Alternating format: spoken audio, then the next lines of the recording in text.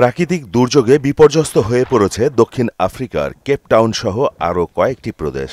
কয়েকদিন ধরে টানা অতিবৃষ্টি, প্রচণ্ড শীত আর ঝড়ো হাওয়ায় স্থবিরতা নেমে এসেছে জনজীবনে।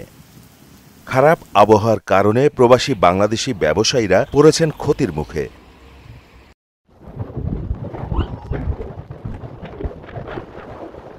এই বৃষ্টির কারণে সাধারণ কাস্টমাররা আসতে পারতেছে না দোকানে, যার কারণে প্রচুর পরিমাণে ক্ষতির সম্মুখীন হচ্ছেন বাংলাদেশিরা। এবং এত পরিমাণ ঠান্ডা যা বলার বাইরে। দক্ষিণ আফ্রিকার বেশ কিছু জায়গায় এখন তুষারপাত হচ্ছে, বুস্টার, সিরাস সহ নানান জায়গায়। দেশটির আবহাওয়া দপ্তর বলছে, চলতি সপ্তাহেও সাউথ আফ্রিকায় তীব্র শীত ও শৈত্যপ্রবাহ বইবে।